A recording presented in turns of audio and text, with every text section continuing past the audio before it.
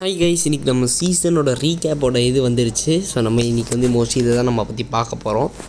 அந்த இங்கே நம்ம சீசன் நம்ம எப்படி பர்ஃபார்ம் பண்ணிக்கணும்னு நம்ம எடுத்தோடனே நம்மளுக்கு வந்து பிளாட்டினம் 3 கொடுத்துட்டாங்க. என்ன பண்ண நம்ம எலைட் ஹீரோவிக்கில் இருந்ததால் பிளாட்டினம் 3 இன்றைக்கி நம்மக்கிட்ட இருக்குது. ஸோ நம்ம அப்படியே நான் ரெக்கார்ட் பண்ணிட்டு பேசியிருக்கேன். நம்ம இன்னும் கொஞ்சம் நம்ம இப்போ வந்து உள்ளே என்டர் பண்ணிட்டு போயிடலாம். சீசன் 23 ரீகேப்பை கொடுங்கடா. ஓகே கைஸ், 16.2% டாப்பில் இருந்திருக்கேன். 38 MVP, 152 மேட்ச் ப்ளே பண்ணியிருக்கேன். நம்ம 38 MVP சூப்பராக பண்ணியிருக்கோம். ஆனால் ஹீரோய்க்கு வந்ததுக்கப்புறம் நம்ம அதுக்கப்புறம் அவ்வளோ நம்ம வந்துட்டு போகல. எலைட் மை ஹீரோய்க்கு தான் போனோமே தவிர அவ்வளோ போகல. ஸோ இது வந்துட்டு காட்டுது.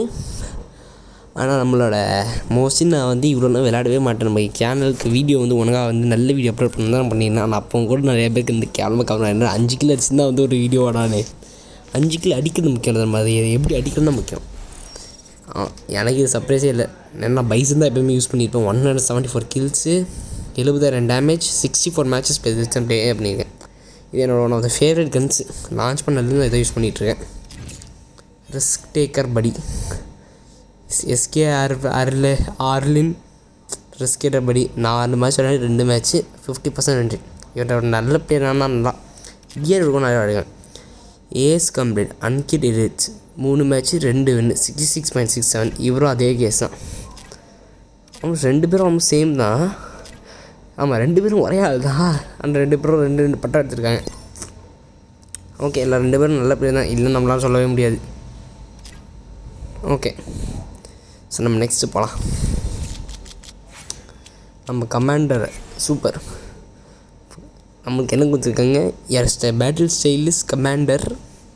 So 36th rank among friends, lucky star, play smart, 100% feel conqueror.